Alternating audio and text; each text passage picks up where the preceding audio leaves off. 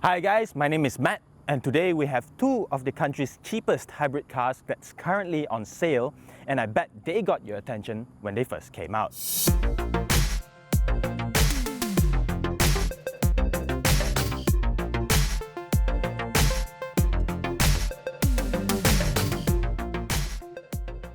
On my left is the Honda Jazz Sport Hybrid, which retails for just under 85,000 ringgit, and to my right is the Honda City Sport Hybrid, which is priced just a hair under 90,000 ringgit.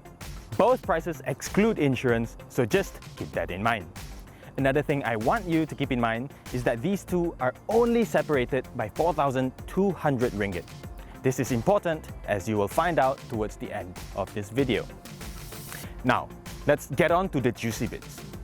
The City and Jazz Hybrid are both powered by a new 1.5-litre dual overhead cam engine, and it's a completely different engine from the single overhead cam i-VTEC engine.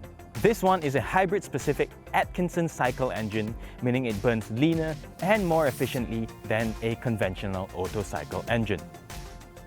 The downside to this is a slightly lower output of 110 PS and 134 Nm of torque. That's 10 PS and 11 Nm less than its engine-only counterparts, but here it gets extra boost from an electric motor. The electric motor produces 30 PS and 160 Nm of torque. Together with the engine, the car gets 137 PS and 170 Nm of torque, all of which is sent to the front wheels. Honda says the output is well within the territory of 1.8-litre engines, but nobody's really lying here because the output these guys make are really close to the Civic 1.8. Oh, one more thing. The entire hybrid system here is new and is part of the Honda Intelligent Dual Clutch Drive family, or i-DCD for short. This is different from the previous generation integrated motor assist system, which could work with a manual transmission like the CRZ. With i-DCD, you get the one and only 7-speed dry dual clutch transmission. Malaysia is the only country outside of Japan to get the City and Jazz Hybrid. In fact, some of the R&D were even conducted locally to improve the system's reliability, longevity, and performance.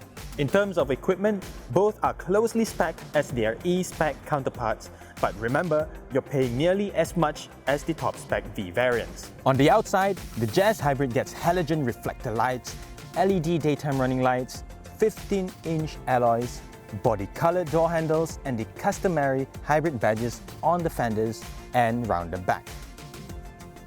However, it loses out on the 16-inch wheels and electrically powered wing mirrors with indicators from the V-spec.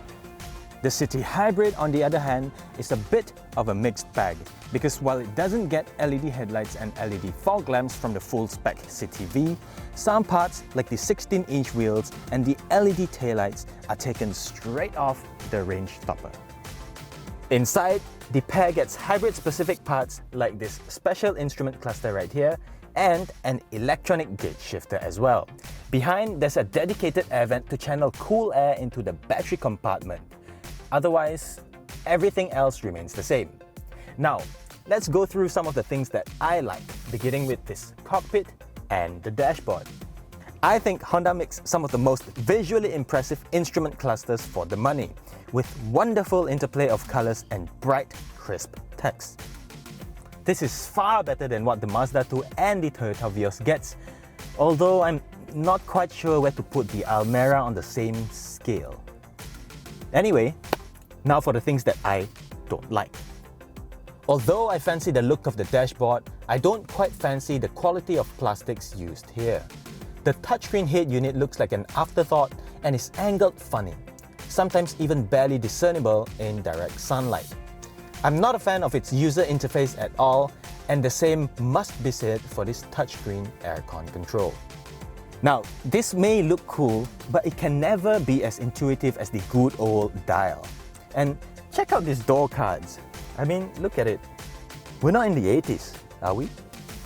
For those who are familiar with the Honda Jazz, the hybrid still retains the wonderful Ultra seats for maximum practicality. There are many stowing configurations to fit just about anything, so if this is your kind of thing, you really shouldn't look elsewhere except maybe with the HR-V. For the City Hybrid, the seats fold flat as usual, and it gains 2 central air vents and 2 charging ports as well. Has rear space been compromised due to the placement of the hybrid battery at the back? As you can see, not at all. Honda, please keep making cars this spacious. I don't know how you do it, especially in a B-segment car like this, but please keep up the good work. It's awesome. However, with the battery mounted at the back, some things have to give. In the case of these 2 cars, the space-saver spare tyre had to be thrown out, but the good news is, it doesn't eat into the City's 536-litre boot space. The Jazz, on the other hand, suffers otherwise. Boot space is down 49 litres, now rated at 314 litres of space. That's 314 litres of space. Both cars come with this temporary tyre repair kit, and I've already done a demonstration video, so be sure to find that link in the description box below. Now, with that out of the way, let's find out how it drives. First of all, starting out the car is almost always going to be a dead silent affair. Let me show you. There we go, all systems go. Just simply flick this into D and off you go, whizzing away into the horizon in complete silence. Honda says you can drive between 1 to 2 kilometers in pure electric mode and at speeds of up to 80 kilometers per hour. But this is heavily dependent on charge levels and driving style. It's not totally impossible, I'll tell you that, because I usually get between 1 kilometer, usually a little bit more than 1 kilometer of pure EV range. Yes, you heard that right, just 1 kilometer. That's because the new lithium-ion battery pack is relatively small. It weighs about 42 kilograms and has a rating of 0.86 kilowatt hours, which is really tiny even when compared to the Hyundai Ioniq's lithium polymer battery pack. Oh, you also don't have to worry about damaging your battery pack and setting your car on fire because, frankly speaking, that's never happened before. Not even in Japan, where close to 1 million units of these i-DCD equipped hybrid cars have been sold.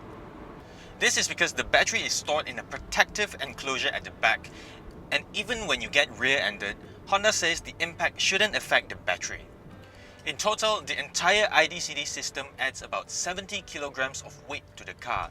So another thing Honda did to manage all that weight gain is to tweak the suspension.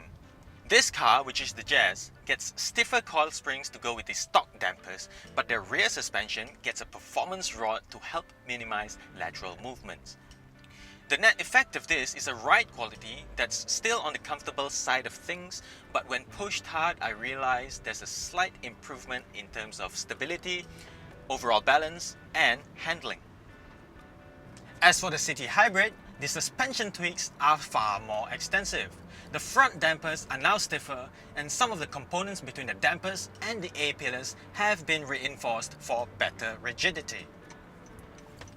Unlike the Jazz Hybrid, the rear suspension of the City Hybrid has been upgraded to thicker dampers, so it's effectively firmer and more sporty to drive. In here, ride is evidently firmer than the regular City and the Jazz Hybrid, but overall it's a more engaging machine to drive for the occasional trip to Genting. Now for the exciting part, the performance. I know I got some of you excited earlier when I said that this 1.5-litre hybrid engine is as powerful as the Civic 1.8. Early impressions are promising and the numbers really speak for themselves, especially when you're driving in urban areas. I love how instantly torque comes in from standstill, and all that comes from the tiny electric motor that's built right into the gearbox. This makes pulling out of a junction really easy, and it's the kind of performance that you almost never get with a conventional engine-only powered car, unless perhaps it's a naturally aspirated high-cam engine. It's really useful if you're doing a lot of driving in the city, and if you're stuck in a jam and your engine's not running, you don't even have to worry about your aircon turning warm. That's because with the hybrids, you get an electrically driven compressor, something the previous IMA hybrids sorely lacked. Okay, I sidetracked there a little, but in terms of performance, 137 PS and 170 Nm of torque is really going to suffice, especially in a B segment car like this. As for fuel consumption, Honda claims that the Jazz consumes 3.9 litres of fuel per 100 kilometers, whereas the City consumes 4 litres of fuel per 100 kilometer. If you ask my honest opinion, I think it's totally doable, and here is a picture as proof. Adding to this newfound driving excitement is a new steering rack that's 15.6% quicker than before. The downside to this is a slightly twitchier drive, especially at higher speeds, but it's something most of us can get used to, really. The steering still doesn't feel as communicative as the Mazda 2, for example, and the steering wheel is not even nice to hold because it's just so thin. The rim is just a little too small for my liking, and it's not even leather wrapped. Another thing I like about the City Hybrid is that it comes with pedal shifters, but unfortunately not for the Jazz. Now, for those who enjoy driving, this can really come in handy, especially with actual cogs working in the transmission. For the first time in Malaysia, the City and Jazz come with a dual clutch transmission, but don't expect it to perform as quick or as snappy as Volkswagen's DSG. Instead, the gearbox here is specifically tuned to be gentle and efficient while providing adequate compliance when manually swapping cogs. With the hybrid, there's 3 driving modes to choose from: Eco, Normal, and Sport. In Eco mode, throttle response is in its least sensitive stage, and in Normal mode, it's only a touch more sensitive. This is purposely done to nullify all the irregular throttle inputs, which is great for fuel saving. But if you're feeling naughty, there's a Sport mode button just next to the gear stick, and what this does is it makes the transmission behave a little bit more aggressively, and it's going to hold the gears a little bit longer for that extra bit of fun. One final thing I have to commend the engineers for is brake feel. Now, traditionally with hybrid cars, brake feel has always been a concern. It's always been a weak point in the sense that it feels disconnected and very mushy. But that is not the case for the Honda Jazz and City Sport hybrids. It really is almost as good as the non-hybrid models thanks to an electric servo brake system. Apparently, this also improves brake regeneration so you can drive longer and further in pure electric mode. So, remember what I said earlier about them being separated by 4,200 ringgit? With the wealth of mechanical upgrades the City gets, it really is a no-brainer. Plus it looks and drives better than the Jazz. But if practicality is your concern and you prefer driving a shorter car, then by all means get the Jazz Hybrid. Either way, you won't go wrong with both, and I can't think of a better way to kickstart my journey into the world of electrified cars. This has been Matthew, thank you for watching, and I will see you in the next one.